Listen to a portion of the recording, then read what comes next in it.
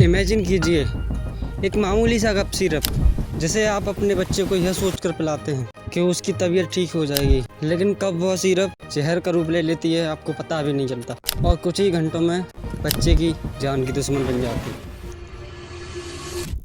नमस्कार दोस्तों, स्वागत है आज की वीडियो में। आज बात करेंगे ऐसे मेडिकल स्कैंडल के बारे में जहां 50 दिनों के अंदर 24 से ज़्यादा बच्चों की जान चली गई। आखिर क्या थी वह वजह जिसकी वजह से इतनी बड़ी दुर्घटना हुई? आइए जानते हैं आगे की वीडियो में।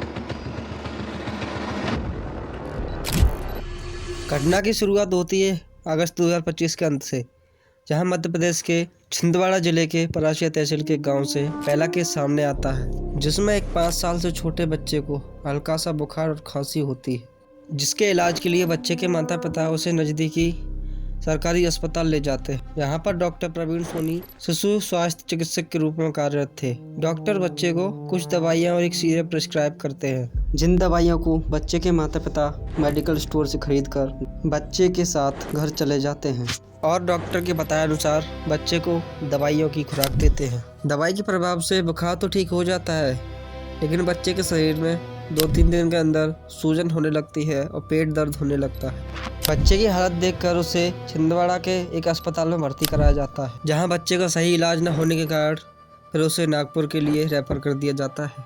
और नागपुर अस्पताल में इलाज होने के दौरान बच्चे की किडनी फेलियर की वजह से मौत हो जाती है। दूसरा केस भी परासिया के उसी गाँव से सामने आता है। यहाँ 3 साल के बच्चे की भी मौत सेम सिम्टम्स की वजह से हो जाती है, जिसे भी नागपुर के अस्पताल में भर्ती कराया गया था। अगस्त के अंत और सितंबर के शुरुआती सप्ताह में कम से कम 10 से 12 बच्चों की मौत सेम सिम्टम्स की वजह से हो चुकी थी और सभी बच्चों में एक जैसे लक्षण वोमिटिंग, हाई फीवर और यूरिन आउटपुट का बंद हो जाना हो रहे थे। बच्चों की इस तरह मौत हो रही थी, लेकिन फिर भी कोई यह नहीं जान पा रहा था कि आखिर ये मौतें हो क्यों रही हैं, क्या है इसका कारण। नागपुर के डॉक्टर्स ने अपने हॉस्पिटल के एक एक चीज़ की बारीकी से जांच शुरू की, लेकिन जांच में उन्हें कुछ भी पता नहीं चला, जिसके बाद डॉक्टर्स हैरान थे कि आखिर हम पता करें तो कैसे करें।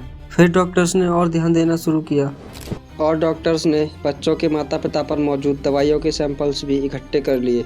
23 सितंबर से शुरू हुई अधिकारियों की जांच ने करीब 15 दिन के बाद 4 अक्टूबर 2025 को यह खुलासा किया कि इस पूरे मामले का कारण एक कप सिरप है, जो कि ज़्यादातर बच्चों को उनकी बीमारी के दौरान दी गई थी, जिसका नाम कोल्ड्रिप है। इन्वेस्टिगेशन टीम ने यह खुलासा किया कि इस सिरप के अंदर एक इंडस्ट्रियल केमिकल डाईएथिलीन ग्लाइकोल पाया गया था, जिसकी अनुमानित मात्रा 0.1% थी, लेकिन वह 48.6% सिरप में पाया गया। डाईएथिलीन ग्लाइकोल एक ऐसा टॉक्सिक केमिकल है जो कि ब्रेक फ्लूइड्स, एंटी फ्रीजिंग और पेंट्स बनाने में यूज किया जाता है। यह ह्यूमंस के लिए इतना खतरनाक होता है कि अगर थोड़ा सा भी शरीर के अंदर चला जाए तो तुरंत किडनी फेलियर और लीवर फेलियर का कारण बन सकता है। अब आप यह सोचेंगे कि आखिरकार यह सिरप के अंदर गया कैसे, सिरप कहाँ बन रही थी, वो किसकी थी ये लापरवाही।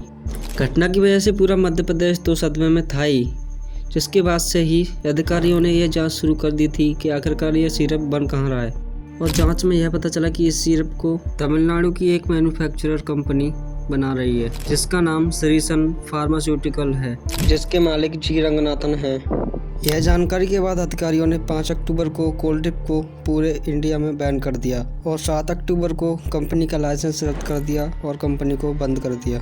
जिसके बाद उन्होंने कंपनी के मालिक और जिन अधिकारियों ने यह लापरवाही की थी उनको अरेस्ट करने का ऑर्डर दे दिया और उस डॉक्टर को भी अरेस्ट कर लिया जिसने कि कोल्ड्रिप नाम का सिरप प्रिस्क्राइब किया था, और साथ ही श्रीसन फार्मास्यूटिकल कंपनी के मालिक को भी ढूंढना शुरू कर दिया।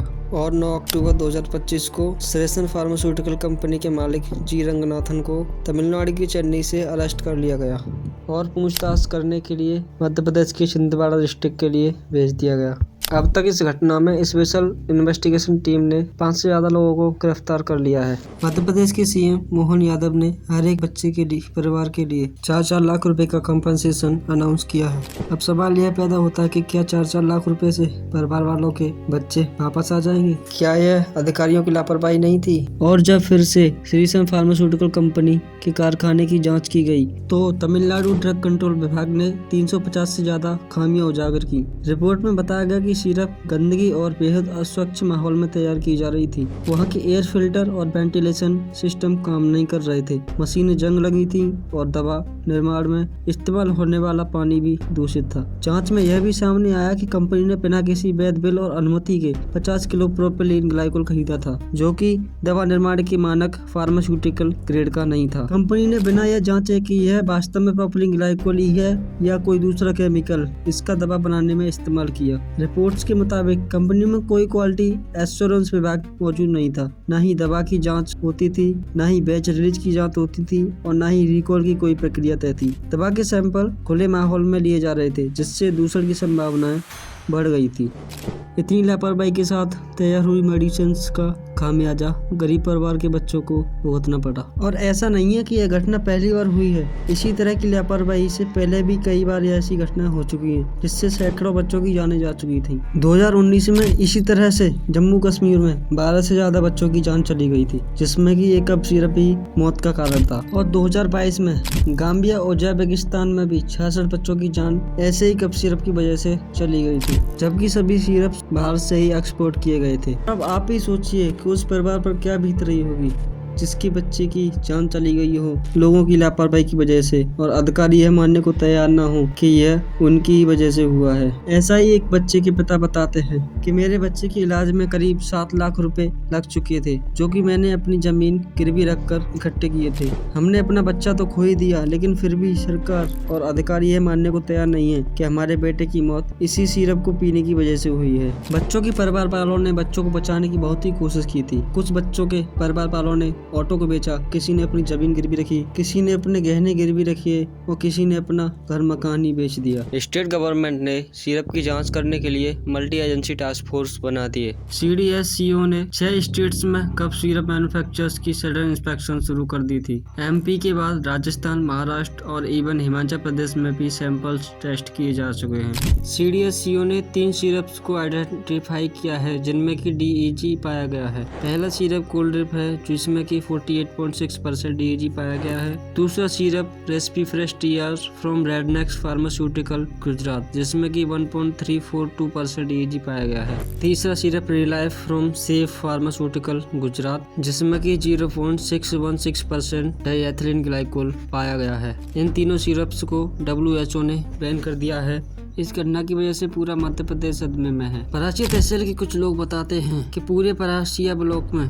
केवल एक ही सरकारी हॉस्पिटल है, जो कि करीब 2.25 लाख लोगों के लिए है, और जहां ना ही सही इलाज की व्यवस्था है और ना ही सही डॉक्टरों की, जिसकी वजह से वहां के लोग ज्यादातर नागपुर इलाज के लिए जाते हैं। वहां के लोग बताते हैं कि हॉस्पिटल में मशीनें तो अप्रूव कर दी गई हैं, लेकिन वहां पर सही इलेक्ट्रिसिटी उपलब्ध नहीं हो रही है, जिससे मशीनें नहीं चल पाती। परासिया के लोग कहते हैं कि बड़ी मशीनों के लिए ज्यादा इलेक्ट्रिसिटी की जरूरत पड़ती है, जिसके लिए एक अच्छे ट्रांसफार्मर की जरूरत है। हॉस्पिटल की एक्सरे मशीन धूल में पूरी जकड़ गई है, जिसको कि अच्छे ट्रांसफार्मर की जरूरत है, जो कि अभी तक वहां पर इंस्टॉल नहीं किया गया है। डिस्ट्रिक्ट कलेक्टर लोगों से सहमति जताते हुए कहते हैं कि लिमिटेड रिसोर्स होने के कारण गंभीर बीमारी के लिए यहाँ के लोगों को नागपुर ही इलाज के लिए जाना पड़ता है। पूरे मामले को निगरानी में करते हुए WHO ने 13 अक्टूबर 2025 को कोल्ड्रिप, रेस्पीफ्रेश TR और रिलाइफ का ग्लोबल मेडिकल अलर्ट इशू किया। साफ कहा कि इंडिया की ये सिरप किसी भी कंट्री में मिले तो रिपोर्ट करें। WHO और इंडियन अथॉरिटी के बीच में रेगुलर अपडेट चल रहे हैं। अभी तक कंफर्म है कि सिरप बाहर एक्सपोर्ट नहीं किए गए हैं।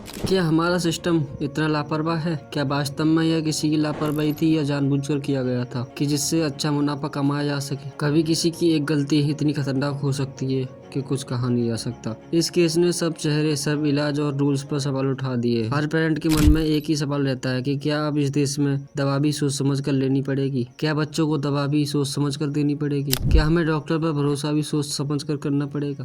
डॉक्टर्स को लोग भगवान मानते हैं, दवाई को संजीवनी की तरह यूज करते हैं। अगर क्या हो दवाई जहर का रूप ले ले तो सभी लोगों की उम्मीदें मर जाती हैं। आपका क्या कहना है दोस्तों? मुश्किल में पड़ी फैमिली का दर्द कौन समझेगा?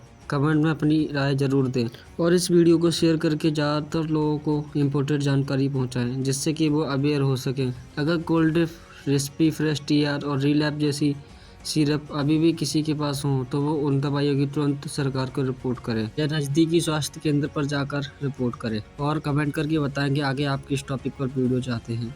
आज की वीडियो में इतना ही। धन्यवाद।